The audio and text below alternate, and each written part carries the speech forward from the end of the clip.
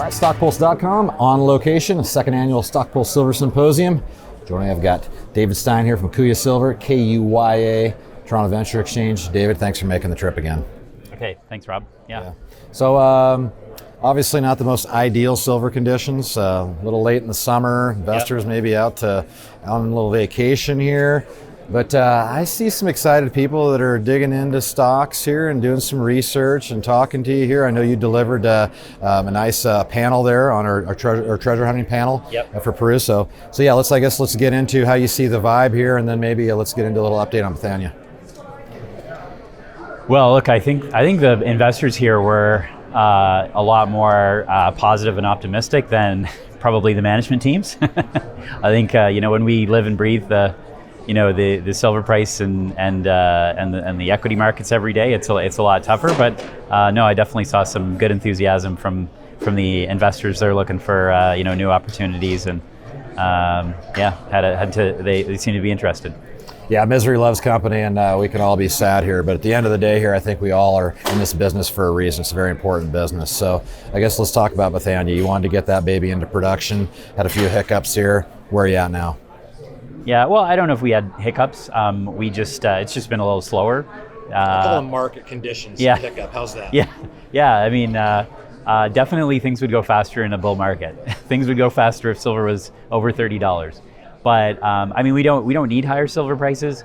But because we've got a very low cost project, our all-in sustaining costs in our PEA were between $8 and $12 an ounce. The market conditions going out and trying to finance and raise a lot of money for a mining project is very tough. So I think what we're looking at very seriously right now is whether or not we can get into production by doing some toll milling first for maybe 6 to 12 months, just to get some production going, de-risk the mine, start building up our operations at site. And then, and then we can always build the plant when market conditions are a little better.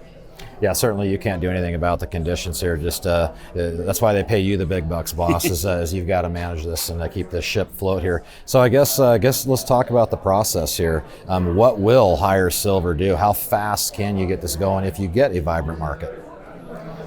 So, we have our permits that we need to build our mill, and the mill is the main part of our expansion project, which we've been calling the Bethania project. So the mill, and then there's some underground development that we need to do. So I guess once some future financing were to close, that would be really all we need, because as I said, we're fully permitted, the designs are done. So add water and it'll grow. Exactly. So I think at that point it's about 12 months to full production, and that would be all the underground development, all the construction of the mill at site, and it's a very we've designed it in such a way that it would be very quick, relatively low cost, low capex to build, and something that we could expand on in the future. So it's really like a phase one, of what's going to be ultimately a much larger mine. So what comes next for you here? Well, as I said earlier, I think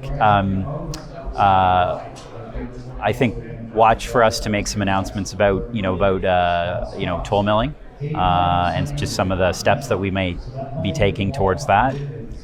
And again, I think that would be something really really good for the project in the sense of de-risking it, while we at a very low cost while we wait for market conditions to improve.